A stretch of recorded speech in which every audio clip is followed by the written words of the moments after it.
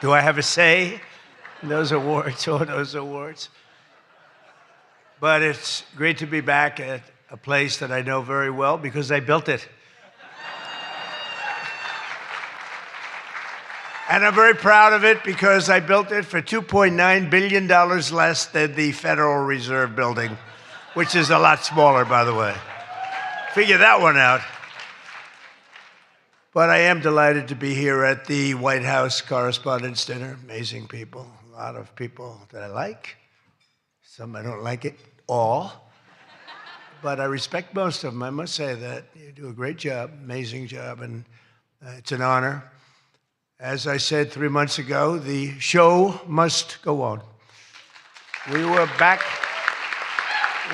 backstage, and we both wanted to just have it go on, whether it was 2 o'clock, 3 o'clock in the morning, it didn't matter. But in the end, it made more sense to do it the way we're doing it. And we had a great news conference at the White House, in a very important room. And you did very well. I think we all did very well. It was a hell of an evening, I can tell you that. Won't soon be forgotten. And I think a lot was learned from that evening. A tremendous amount was learned about security and about other things, the dangers of what we all do. But just like my presidency, the second time is always better. It's always better. And the third time will be better yet. I'm only kidding. From the earliest moments after the attack on our dinner last April, I knew we had to reschedule this event as soon as possible. We had to do it very quickly, and we met very quickly, and we figured something out. But the attempted mass murder at the Washington Hilton, that's what it could have been, was an assault on our democracy itself, a very serious situation. Many of you were there with me, and some showed extreme bravery, like Pete Hegseth, Steve Miller, Tom Holman. Really? They were standing on tables, and most of you were under the tables, okay?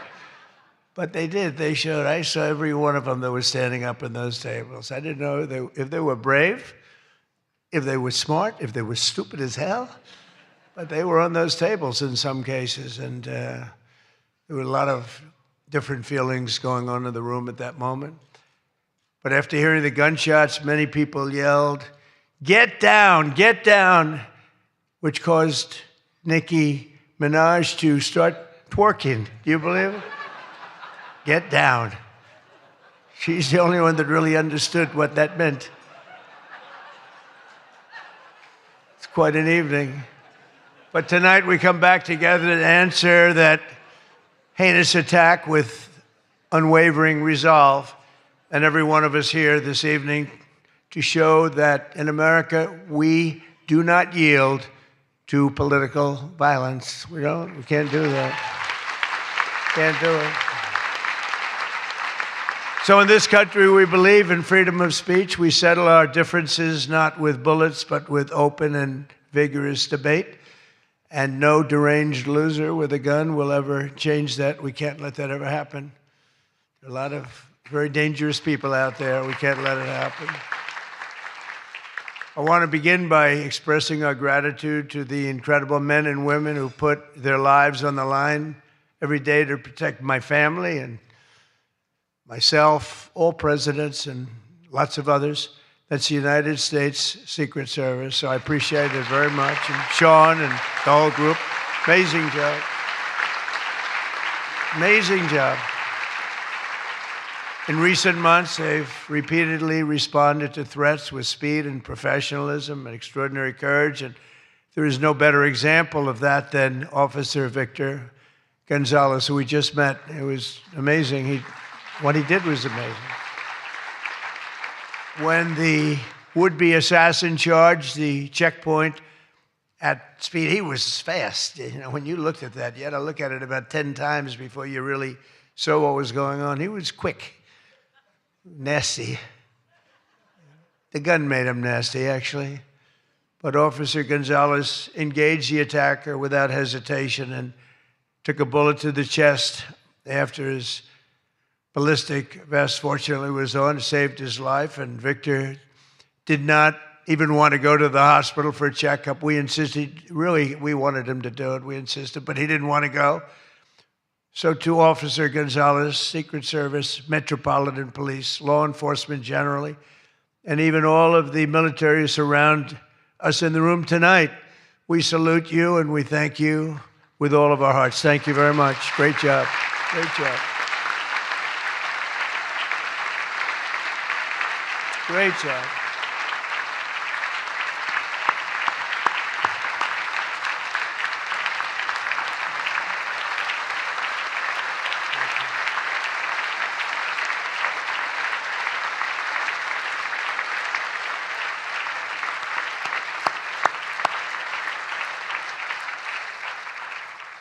These are great people. So this evening we're picking up right where we left off, so let's have a little bit of fun, you know. I said, what do we do here? Is this supposed to be fun? Am I supposed to be serious? Am I supposed to be a comedian? So I guess you said maybe a little bit of everything. I know one thing, I could never have done the speech that I had ready just a short while. Oh, that was going to be a doozy. I was so psyched. I was going to rip people. And I don't know, just something changed. It's really for the better, but I just wouldn't want to do that. But we'll do a little ripping if you don't mind. But it is true. I said, how do we handle this? It's going to be a different kind of an evening, and it is. And in many ways, it's a more beautiful evening, actually. Everyone's looking really good tonight, and I know it was not easy finding shoes to go along with your bulletproof vests, which many people didn't want to wear because they'd rather die than look 20 pounds heavier. You know that, right? We have that a lot. They put one on me. I said, are you sure I'm not wearing this? No, you look exactly 20. They say, sir, it's about 21 pounds. They said, not good. But I want to thank the outgoing president of the White House Correspondents Dinner Association. Now, she won't admit it, and she should not admit it, but we sort of became friendly. You know, in times of stress, on occasion, you become friendly. I have a lot of respect for Ouija, and I tell you, we went through a little bit of a war together. It turned out pretty good. It turned out pretty good because of a lot of good people. They stopped the tragedy, so I want to thank you very much. Fantastic job.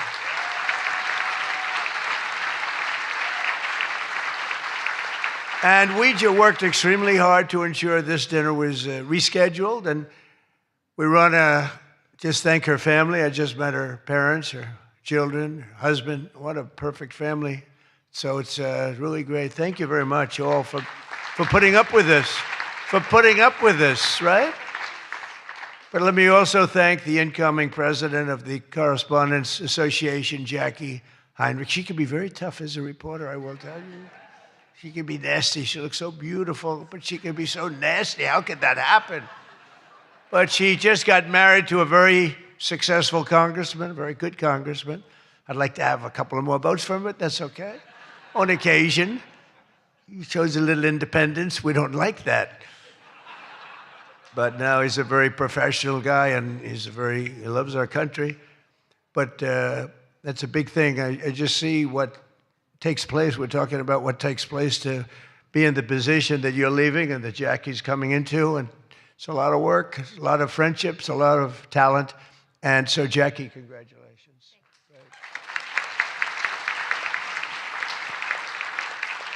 And congratulations are also in order for our favorite White House press secretary, Caroline Levitt, who just had her second child. You and your husband. She's great. She's done a fantastic job. We all love her. She's done a fantastic job. She's another one. She can be nasty. But sometimes she has no choice, right? But Caroline may have one of the hardest jobs in the White House. She has to deal with all of you all of the time.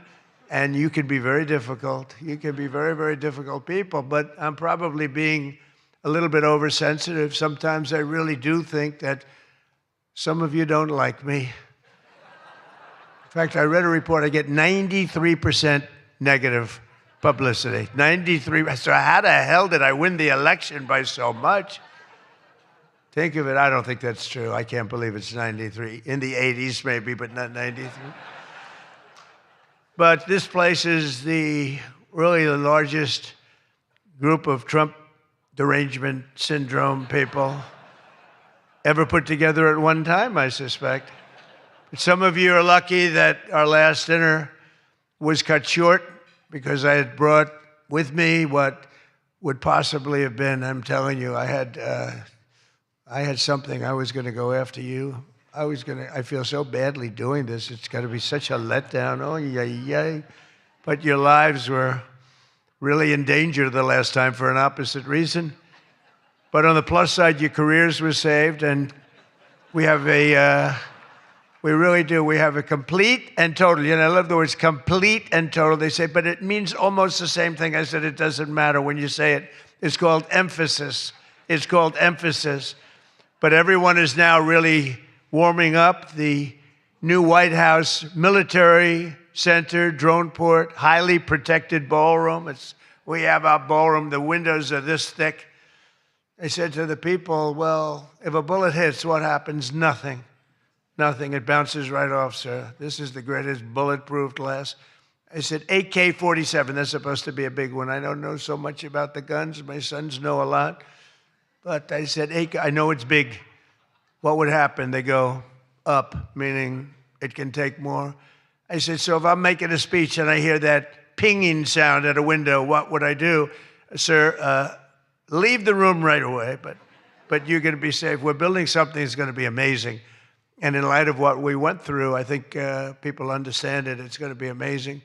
A phenomenal, one of the biggest drone ports anywhere in the world, right on the roof, right protecting the White House, not only the ballroom. And what's underneath, is supposed to be a top military secret, what's underneath, but then you get sued as usual, and you have to reveal that you're building this unbelievable situation downstairs with room after room of very complex stuff. It was the military's dream to have it built. I wanted to have a ballroom because for 150 years they wanted it. And then the generals came to see me and they said, sir, you're building something. This gives us an opportunity to do something that will be so unbelievable, never happen again. Because there's very little built under the White House, very hard to build under a very fragile building like that. It's very fragile, it's old, and a little different construction standards, frankly. And this is an opportunity for us to build something very powerful. I said, let's keep it secret. They said, no, we're telling you, sir, let's keep it secret. And then we get sued and we revealed every room, We told the people that did the suing, they're not good people. We told them, we said, you're being very unpatriotic when you bring a suit like this, but it is what it is, but it's moving fast. We're ahead of schedule. We're right on budget. And it's going to be something like, I think, no country has. I just visited China. They have this magnificent room, the Great Room. They call it the Great Room. It's a great room, but what we have is going to blow. There won't be anything like it. It's going to be fantastic. And with all of the things that are going along with it for safety and security of future presidents. I'm only going to be using it for about 6 months, assuming we finish it right on time. I get to use it. Somebody said, he's building it for himself. I'm building it for the future. I use it. Now, had I not gone down 6 or 7 stories, then in that case, I would have been able to get a couple of years out of it. But that was far more complex, what we did downstairs, than what we do upstairs. So we're very proud of it, though. It's going to be amazing. And I think, I was just telling the whole group sitting at the table, we were talking about it. I said, I think, it's White House Correspondents, so I don't see any reason why you wouldn't be able to use that. It's going to be very large and very beautiful and very safe, and that's what you need. So I was thrilled to see that after witnessing the attack, even Democrat Senator John Fetterman told his fellow Democrats to drop the Trump derangement syndrome and build the White House ballroom. But it's much more than that. It's something that you're going to use. I predict that you're going to end up using it, and a lot of people are going to end up using it. They're going to be as safe as you can possibly be. But despite everything that happened at the previous dinner and all of the dangers involved, I'm told that this is still the hottest ticket in town. This ticket to get in tonight, because it's a smaller room. It's a beautiful room. It's a luxury room. See those beautiful chandeliers? I can tell you everything about them if you'd like to know. See that beautiful Capitol above? See the beautiful Capitol? See everything, the brass. Those chandeliers are great. I'm looking at it. I'm saying, I wonder if I could, I sold this building. And they're doing a nice job, but they're nice people. But I'll tell you, I'm looking at it, I'm saying, I wonder if I could walk out with those chandeliers, because you can't buy them. They're very special. I won't tell you the fact. I won't mention that they're Czech crystal, because I'd like to say everything's made here, but they are Czech crystal. And they are beautiful. And the Waldorf people are doing a really nice job. We're proud of them, actually, because, when I left town, I was a little angry. I was a little bit angry. I was offered a nice price. I said, I'm getting out of that place. And then I said, let's make a comeback. And but I was very proud of this building. This building was hot. Remember the lobby floor? 82,000 feet. For those in the real estate business, 82,000 feet. That's a major floor. That thing was packed every single night. It was packed, mostly Republicans, I would say, but it was packed every single night. It almost brings back memories. But I left town, and I have just had nothing but good experience, and this might be the best experience of all, having all of these incredible people in this room. It's a great feeling, frankly. It's a great feeling. But tonight's event, thank you. Thank you. But tonight's event is even crazier than the last time. In fact, it's so successful that I've been informed by CBS News' David Ellison, who's going to do a fantastic job. He's the owner. He bought it, spent a lot of money, and he's going to make, I think, fantastic changes and keep some of the great stuff going. But that next year they're going to call it the Trump White House Correspondents Dinner. He told me that, and I like that very much. We're going to change the name of it, okay? Oh, it's going to be so hot, just like our country is hot. We are hot, by the way. But to be honest, it's just about the only way that they're going to ever get me back here. You're going to have to change the name of the dinner. But how's that one going? Not too good. I hope that everyone finally got to enjoy their entire, very delicious beef tenderloins, very special beef. And I want you all to know that Bobby Kennedy, who's right here, personally ran over the cow in his car. Boom. And he cut it up and he brought it here for you to eat tonight, so it's very fresh. And Bobby also suggested an appetizer featuring his favorite cut of male raccoon roadkill. But we drew the line at that, Cheryl. We said, no, we're not going to do that. We're not doing that. We love Bobby. I'll tell you, it is a piece of work. You think it is fun, but he is a very different kind of a person, I will tell you. But he has what it takes, and he's smart, and he loves the country, and he wants people to be made to feel good. You agree with that, Bobby? He wants people to feel good. And he's doing a fantastic job. Thank you, Bobby. Thank you. We can joke all we want, but thank you. A lot's happened since the last time we were all together. Last month, we hosted one of the most incredible sporting events in world history at the White House, the UFC Freedom 250 fight, the UFC fight. When I announced that we're going to build a boxing ring right outside of the front door of the White House, that took a lot of heat. But it turned out that was, they say, about the most viewed fight in history. It was beautiful. So many things happened. It was supposed to rain. We're going to do it the week before, and the weather was beautiful. And the weather came, and it went, and now we came up to Wednesdays. They said, sir, this was on a Sunday night, replacing 60 Minutes, which is nice and unusual, because usually it's Saturday night. And they said, sir, this was from Wednesday on. Tell me about weather, right?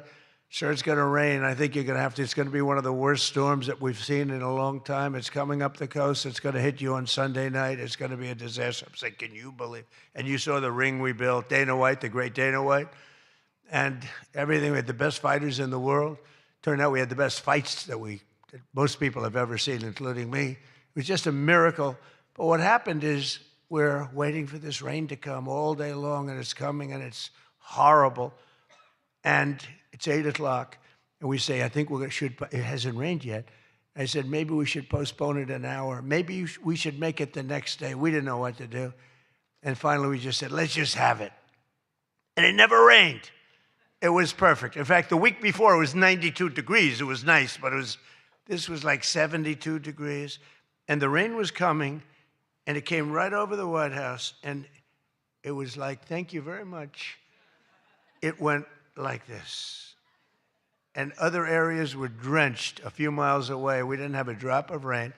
And it was absolutely one of the most incredible things anybody's ever seen. People said it's one of the most incredible nights of their lives. So just remember, before I came along, if you wanted to see someone lose consciousness on the South Lawn of the White House, all you had to do is ask Joe Biden a question. Remember that. Oh, you think I'm kidding. But the big fight was such an amazing success that tonight I'm pleased to announce that we're going to host an even bigger one right in front of the White House. Every Friday night, every Saturday night, we're going to have fights in front of the White House. But we do have something coming and I'm only kidding. You know, the one thing about the press that I learned, don't be sarcastic. Because I'm a very sarcastic person, and I get sarcastic, and most people know that, but you have some bad people that will write it exactly like I say it. And I said I was only kidding. But we are going to have Indy 500. Roger Penske's coming in mid-August, and they're going to have it all throughout Washington, the greatest cars, the greatest drivers in the world. And that's going to be something. Already they have over 350,000 people signed up, going down Pennsylvania Avenue, around the Capitol. And Roger, who's incredible, he won the Indianapolis 500 20 times. Think of it. Germany, Japan, all these countries, they spend billions and billions of dollars trying to win the Indy 500, and Roger wins it. He literally won it 20 times. On the 18th time, I said, you know, that's amazing. I'm going to give him the Presidential Medal of Freedom. And I had him up. And then he won it 2 times after that. The guy's amazing. And he lost the last one by about 6 inches, if anybody watched it. So they're coming here, and it's going to be something really exciting. We have unbelievable events. It's an unbelievable country. And on July 4th, we were over at the mall, and it was raining. It was supposed to be really bad again. And we had 450,000 people show up, and that's a light number. And I was told, sir, we're going to have to cancel the event. This was not good. And it was drizzling a little bit, not raining very hard. And people are calling me. Friends of mine were calling me. And I got a call from Brett Baer. Brett Baer said, it's not raining. I said, where are you? I'm standing at the mall, and I'm waiting to go in the White House. Then others called up. They said the same thing. And I said, you know, this is terrible. But there was lightning. Not big lightning, but you don't have to have big lightning. It takes just a little bit to do some big damage. So they said, everybody must leave. 450,000 people were forced to leave, and they left. And then I said to myself, let me call up and find out what the hell's going on. And I called up, and I spoke to a brilliant young man. He said, don't worry about it, sir. We can do it in a couple of weeks. I said, you can't do it in a couple of weeks. This is the 250th birthday. In 2 weeks, what are we going to do? Say, let's go? We're going to have a redo? No. I said, I'll speak if I have to speak at 3 o'clock in the morning, 2 o'clock, 1 o'clock. I don't care. Call them all back. They're all gone. 450,000, and most of them were in cars or heading back to Texas, and it was sad. And we said the show must go on. Very much like here, we said the same term, right? The show, it's a great term. It's true in life. The show has to go on. The show must go on. And I said, the show must go on. I put it out on Truth. The show must go on. And we had probably, Peter, 150,000 people come back up higher. Maybe, thank you. Let's stand up, Peter. Tell them. More, right? It might have been more, but it was amazing. It was just an amazing crowd. And actually worked out better, a little like this. It worked out better than if we had done it at the normal 7 o'clock, 8 o'clock time. It was incredible. We started speaking at 11 o'clock in the evening, but tremendous numbers of people. Thousands and thousands came roaring back, and it was a great evening. And it was a celebration. And we didn't do it the following day, and we didn't do it 2 weeks later. We did it when we were supposed to do it. It was a fantastic celebration. But I can exclusively reveal to you this evening that for the heaviest of the heavyweights, we will have Sloppy Chris Christie, one of the sloppiest human beings you'll ever meet. Fighting, I would say, I could mention the governor of Chicago, but I'm going to mention instead Jerry Nadler. And they're fighting for a big piece of cheesecake, big fat piece of cheesecake. Who the hell wrote that line? But it is true. And then you have a congresswoman, Alexandria Ocasio-Cortez, AOC plus 3. That's her 3 friends, right? AOC plus 3, and I watched her give that answer when she was over in Europe. It was not a good answer. If I ever gave that answer, I would be out of politics. Remember, you cannot have a 19-second wait time to answer really a very quite simple question. But we'll then have a rematch against an extreme, simple question on a foreign policy from Munich Security Conference. It was a big security conference, and this was our first time up in terms of that. And we had a sort of little preview, and then Anderson Cooper is going to fight Lawrence O'Donnell. I'm not a fan of Lawrence O'Donnell. I like Anderson, actually, because he's covered me well for many years. Then he went bad as soon as I went for politics. But for years, he loved interviewing. I did so many interviews with him, and he was great. But, you know, he's got a little different persuasion than me in many ways, actually. And Lawrence O'Donnell, never liked him, never thought he had any talent. But he's still making a living, so I can't knock it. But we had a contest for who had the lowest ratings and the lowest IQ on television. And that was actually Don Lemon, I think. You know, when I said that he's the dumbest man on television, I said, you know, when you say some things, you never make a comeback. It's not like, oh, gee, hey, Don, let's have dinner some night. But I know what I'm saying. And then you have Bette Midler and Jane Fonda actually held a concert to protest the first UFC fight. They didn't want to see the fight. Very few people want. They held an event.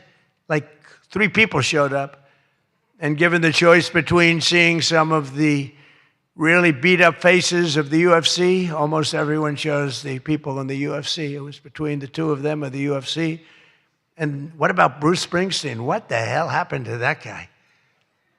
He looks like hell. I don't care what anyone says. I'm not supposed to say. I'm sure he doesn't like the way I look, but I don't look so bad. But at a recent concert, Bruce, all he did was talk politics. He ought to run for office. That would be interesting. But all he talked about, he made 4 political speeches in his 3-hour show. The tour has been renamed Bored in the USA. And his new song was so bad that Chris Christie, who's like a fan, you know, he goes out and tells everybody how he hates Chris Christie. Keep that guy out of my... And I see Chris Christie there again, high-fiving Bruce Springsteen in the aisle, and Bruce Springsteen saw him and didn't even lift his hand up. And I just wanted, because I used to be friendly with Chris, when somebody doesn't like you, write them off, forget it. You got billions of people in the world. You don't have to make a jerk out of yourself. But usually a comedian hosts this dinner, and I think we sort of changed it. Tonight we're going to have somebody who I think is really spectacular, but I've watched comedians get up for the dinner, because I have been here actually quite a few times, people don't realize. And there's one time in particular when Barack Hussein Obama hosted it. Do you know who that is? And he hit me hard, but actually he hit me with respect. I was sitting with Melania at a table, and you had Brooklyn Decker, supermodel, at a table right next to her. And I really always will like her. She's married to a great tennis player, Andy. And she was at the table, not at my table. And I have watched this clip thousands of times. They keep playing it because they think that was the evening I decided to run for president. It was not. In fact, I loved the evening. I looked at my wife. I said, can you believe it? All these people, that's all they're doing is talking about me. I love this dinner. It's true. And Obama was nice. You know, it's amazing how things work out. He actually showed a picture of the White House with a big Trump on top. Like I put a sign. And you know, I'm sort of doing that when you think about it, right? I mean, he wasn't really wrong. But no, he was respectful. He was good. But it had nothing to do. It had nothing to do. I just decided that I wanted to make America great again. This had nothing to do with that dinner. I've gotten so many calls, and for years they've been saying, was that the moment you decided to run? Really, no. I left that night, And the press was there, a lot of the same people that I see. They said, did you have a good time? Unbelievable. And some thought I didn't have, but I did have.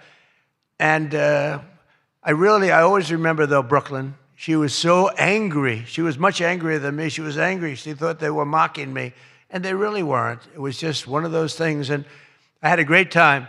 But I left, and I thought I was there 3 or 4 times before that. But I sort of thought, wow, that dinner is really something special. And then I ran. I got elected. I thought the press treated me very, very unfairly. And I don't know. I think I made the right decision, because you hate to go where maybe you're not wanted, but they did want me. They wanted me for ratings, and they wanted me for other reasons, but not for love. And I said, I'm not going to go. First time that ever happened, I think. Was that the first time? Just about. Presidents always came. And I didn't go for 4 years because I got treated terribly by the press. In my opinion, unfairly. I know unfairly because I know the facts, but I got treated unfairly. I didn't go. And this year I was called by your president and your chairman and all of the people, and they said, we'd like to do it. And I said, you know what? With time goes by, time passes, and you sort of look at life a little bit differently. I said, let's do it. And I didn't know it was going to turn out the way it did. It turned out to be the biggest event in the history of your day. That was by far the biggest, right? For all the wrong reasons.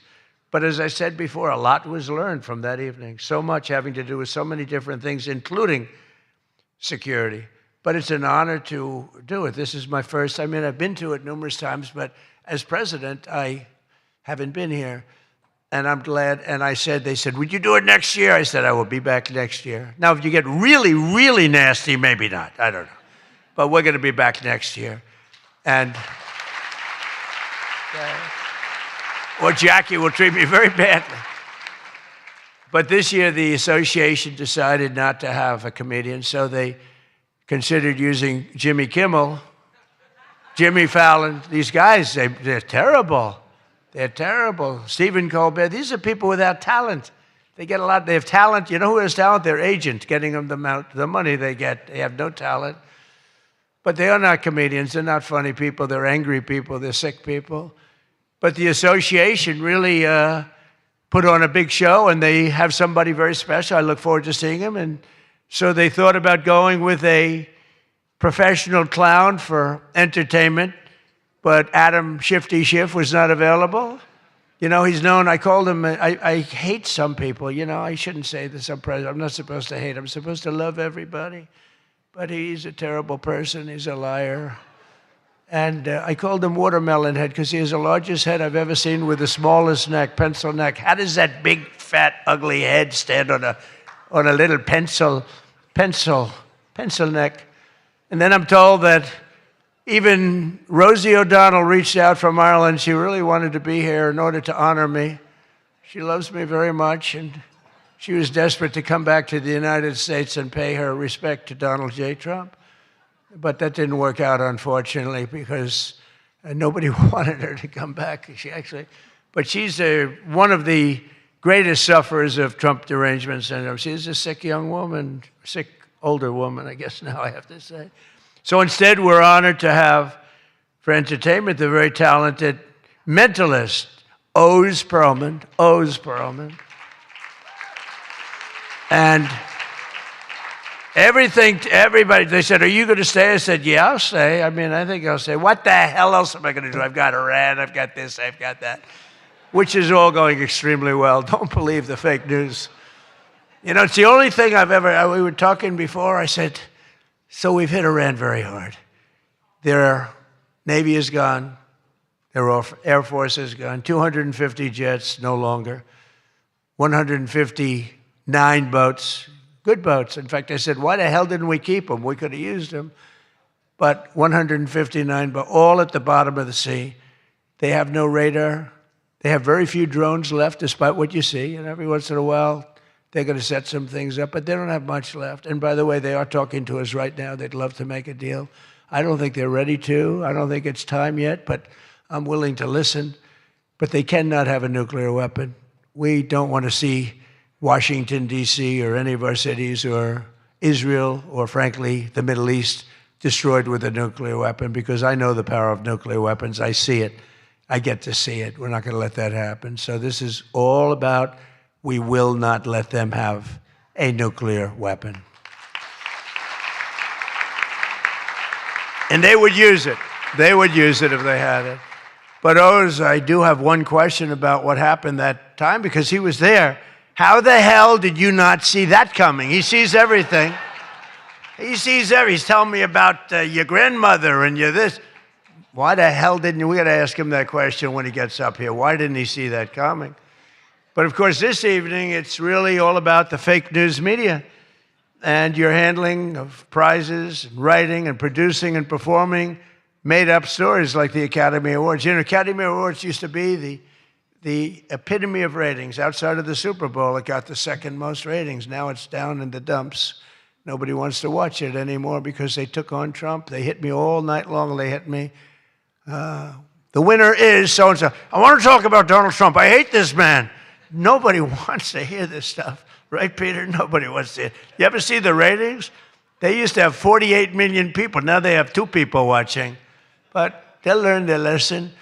But I want to personally congratulate CNN's Caitlin Collins on receiving her award. It was all about me. It's a fake. She shouldn't get the award. It was a fake. But I didn't mind. I said, Caitlin, congratulations. But it was fake. There's no question about it. But she's a young, attractive woman. She never smiles. I said, Caitlin, do you ever smile? Smile. You have a nice position. You're at CNN Fake News.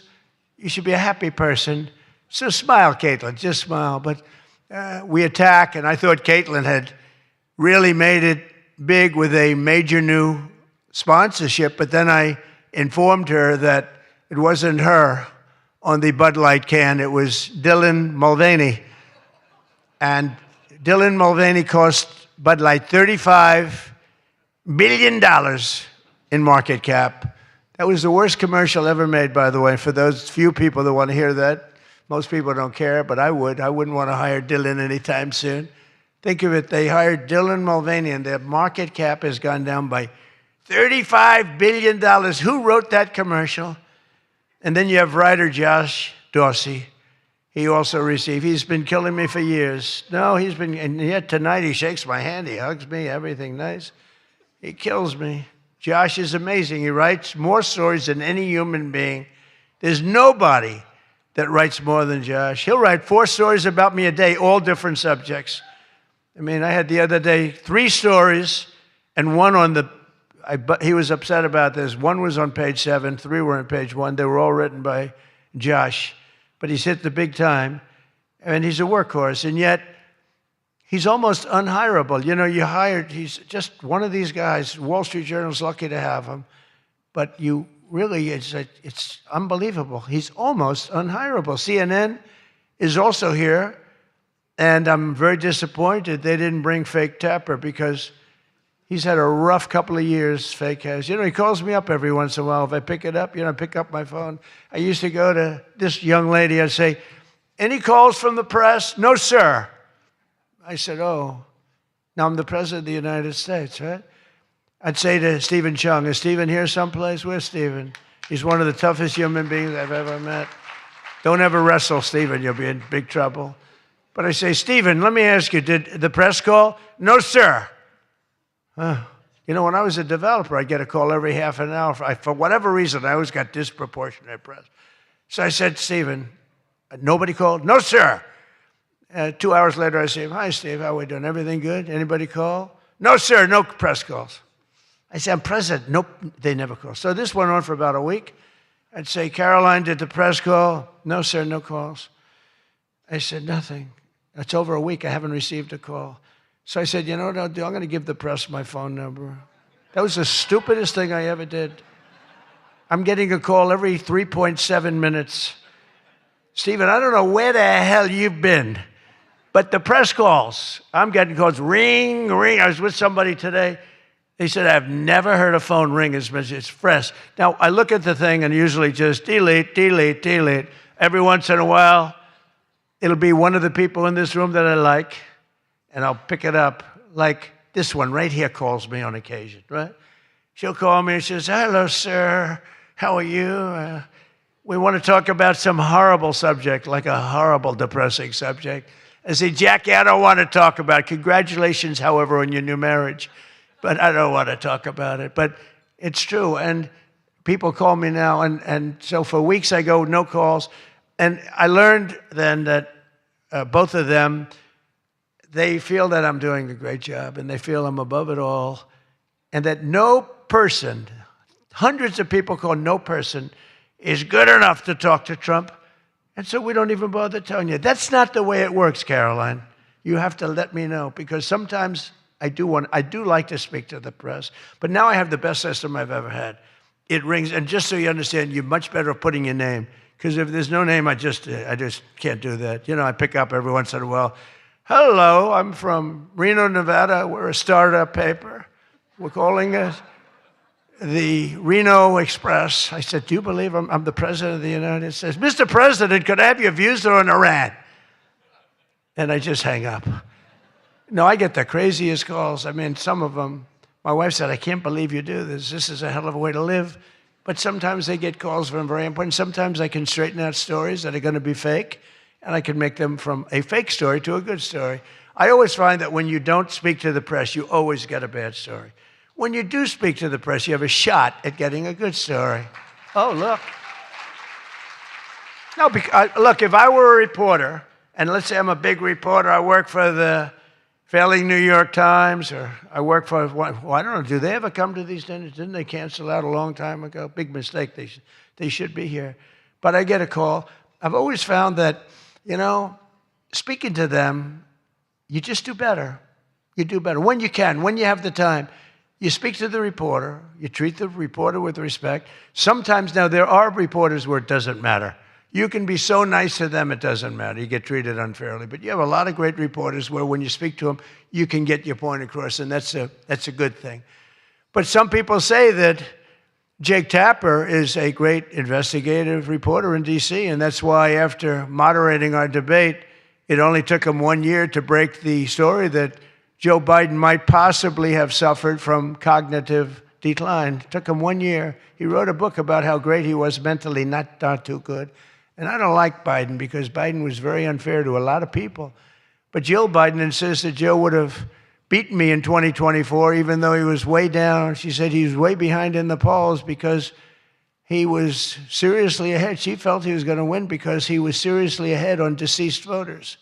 He was leading in the deceased crowd, and there were a lot of them. You're finding out there's a lot of them. Look at the numbers that just came out yesterday. And it's traditional that at least one or two potential presidential hopefuls attend the Correspondents' Dinner, but many of them seem to have really chickened out. I was disappointed that Gavin Newsom didn't show up. He didn't show up. He should be here. But I heard that he recently said that we will lose our country if we don't fight fire with fire. And to be fair, there's only one thing we know about Gavin, and that's that he definitely doesn't want to fight fire with water. He's got a lot of water he never uses. What a disaster. That should have never happened.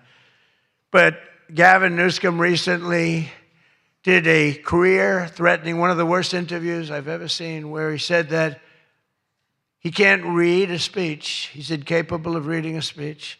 He's a low IQ person. He's smarter, however, than all of the people in the room. And then he gets sued for being a racist, okay, when he said that. But he basically said he has various mental incapacities. He has difficulty in various other ailments mentally. And I'm looking at him saying, this is the worst interview. I'm watching this interview. I said, this is the worst interview I've ever seen given by a professional politician. I've been watching politicians for a long time, mostly on the previous side, because I haven't been doing this too long. How am I doing? Not bad for the number of minutes spent. Not bad. But with Gavin, so he said that all these things, and I said, anybody running against him, all they have to do is take that one interview and you can't lose. I actually put out a statement that Gavin Newsom has come out and said he will not be running for president because nobody can say what he said about himself and survive. Newsom was in big trouble when he openly admitted that Kamala was smarter than him. She said, Kamala, is smarter. If Kamala is smarter than someone, you don't want that person to be president of the United States of America. Between California's policies of enabling wildfires, paying drug addicts to be homeless, giving free sex changes to illegals, and telling rich people they're going to take away, all of your money is going to be taken away. People are fleeing, and they're fleeing in droves. We can't have that in this country. It's becoming such a horrible and dangerous location that Ilhan Omar, one of my favorites, and her brother are thinking about moving together, very much in love. The video has surfaced recently of Ilhan giving a speech referring to World War II as World War XI. And they asked her about that. She thought she got it right. But I'm not surprised, because she's a low IQ person, and she's also a very dishonest person, and she ought to get the hell out of our country. She shouldn't be here. She shouldn't be in our country. She also calls her brother husband number one. Omar is reportedly being investigated for fraud. She revised her net worth. I was shocked to see that she was worth much more than $30 million. And then when the press got on her, she revised it slightly downward to less than 18,000. So she went from much more than 30 million to 18,000. And I know Democrats, and the word Democrat is something that's come into fashion.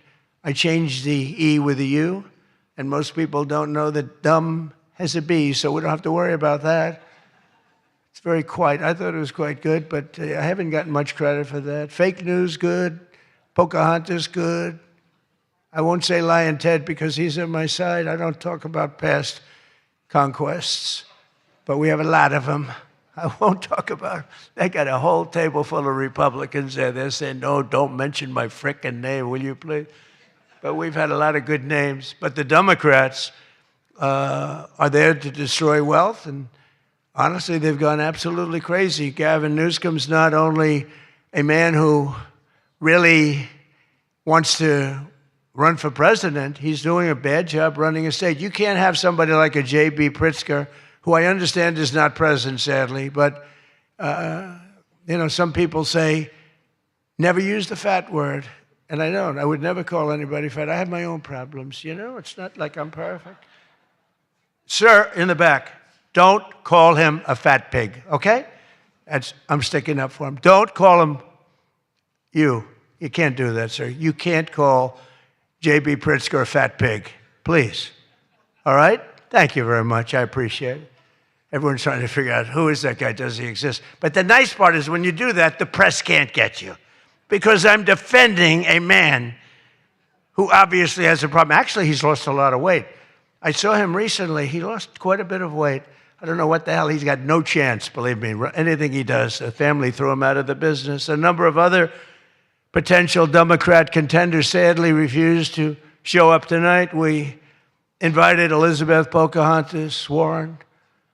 She's referred to Pocahontas because, in fact, I had to apologize. People came up and they said, we want you to apologize to Elizabeth Warren for calling her Pocahontas. And I ended up apologizing to the real Pocahontas. But Elizabeth Warren was supposedly of Indian heritage. And then she took the test, and she only had 1,024th Native American. And I said, you know what? I think I'm more of an Indian than she is.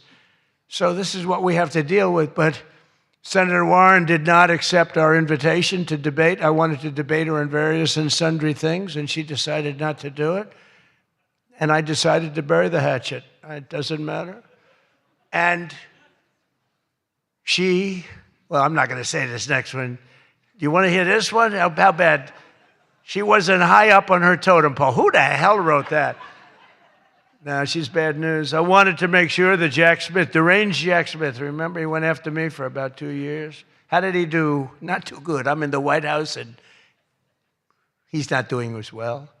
I was going to say he's in a different kind of a house, but he's a deranged human being. He's a bad prosecutor. Prosecutors are very important. A great prosecutor, a fair prosecutor, but that's the great prosecutors, the ones that are fair. They're very important to a country, but this guy was a deranged lunatic. Saw his invitation tonight. He was invited because, but I put it in a private text to Chuck Grassley. And Chuck saw him and he did a certain thing. And then one man that we had who should be here, he turned Palestinian. This was a man who was 100% for Israel. 100%. Chuck Schumer, crying Chuck. Remember, he cried at the airport over illegal immigrants.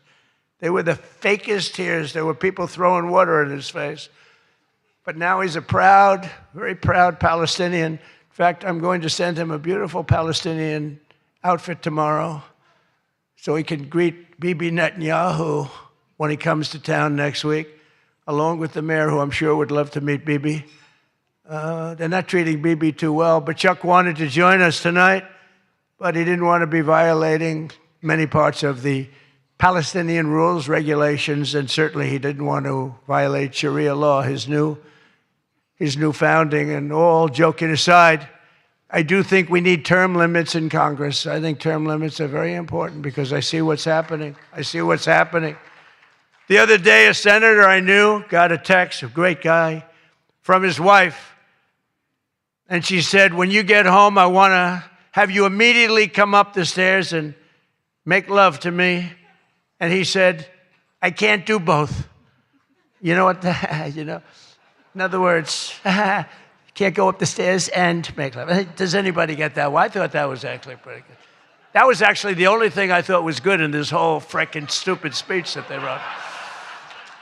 That was the only good one, and that went down with not exactly great laughter.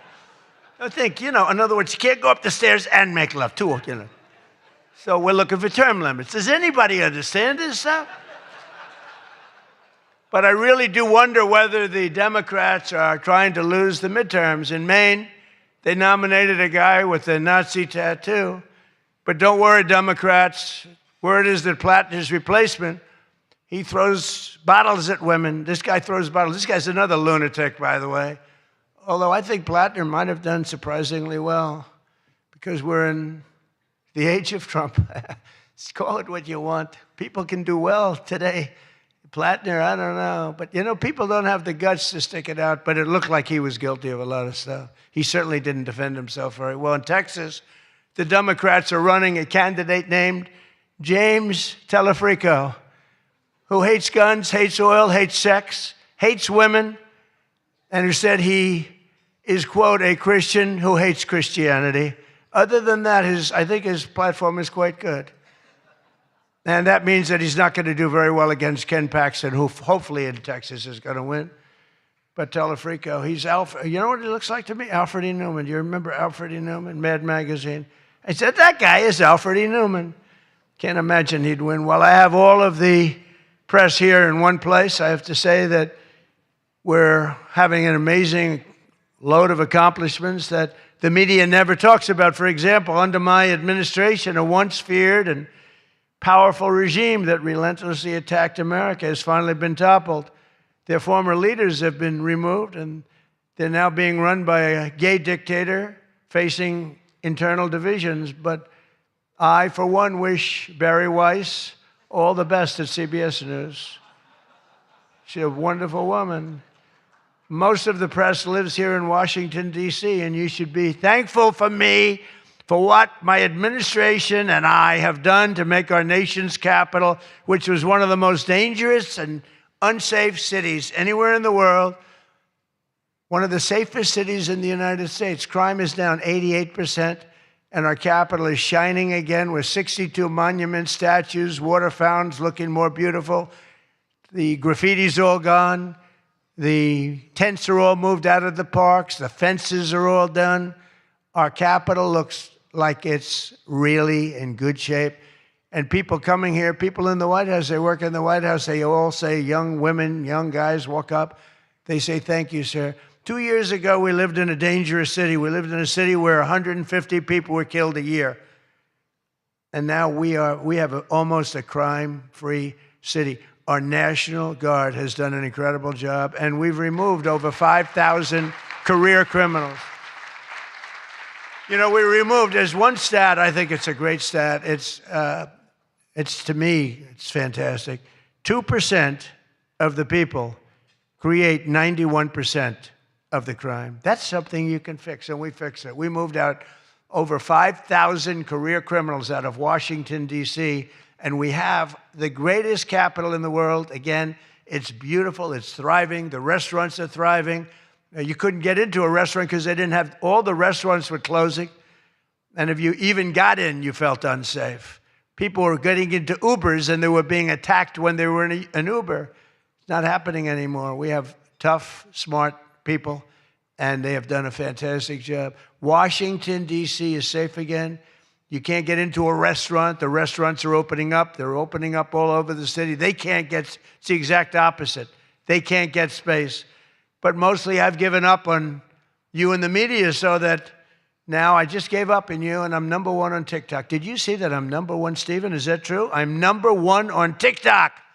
So how can they be so bad? 525, think of this, 425 billion views. Can you believe that, Peter? I mean, let's go, Peter.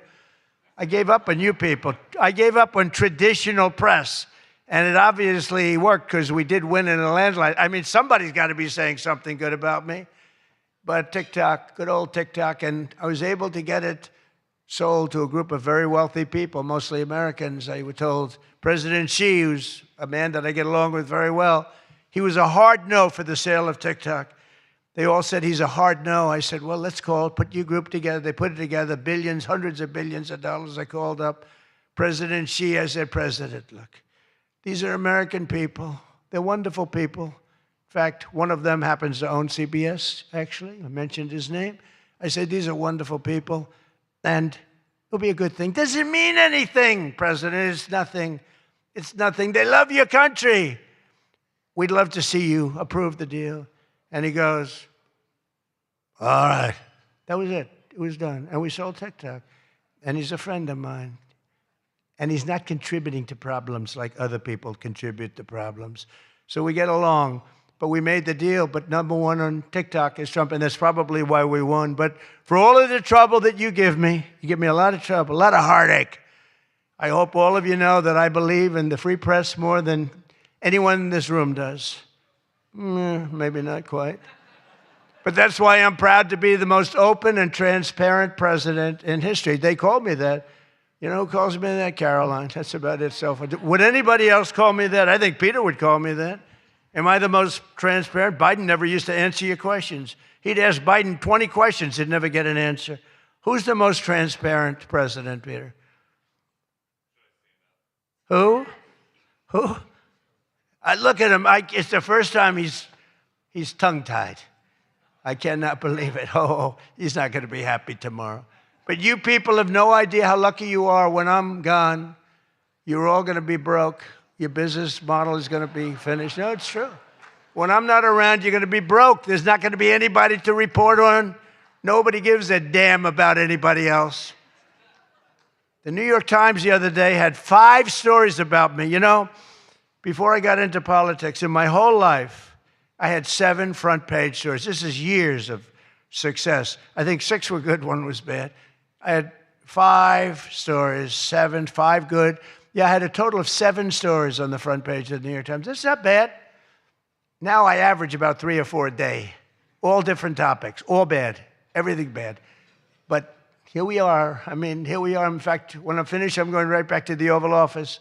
So I have to be doing okay. But we are all doing good together. That's why tonight, to show just how much I care about the press, and I want to save your ratings, I'm pleased to announce my intention to, and this is somewhat of a scoop, my intention to run for a 4th term as President of the United States.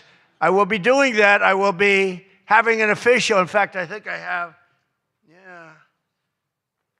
I won 3 times.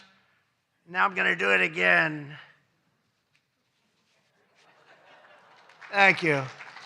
I'm going to do it again. It should be easy. I'm getting very good at running for president. No, I won 3 times, did very well the 2nd time, by the way. It's a rigged election, but we don't have to talk about it. You know, it's interesting, when you come back and you do a good job like we did, and you don't care about it so much, but we do have to tighten up these elections because they really are in seriously bad shape. But On a serious note, I want to say once again, I just want to thank you all. It's been an interesting evening. I didn't really know what to expect, and it's far worse than I actually thought, but if you want to know that. But I didn't know exactly what to expect, and I've made a lot of friends tonight. I've made a lot of good friends tonight, probably made some enemies also, but it's been an experience that is something that we've all shared together, because we're all in this room tonight because most of us went through a period of trauma from just a short while ago.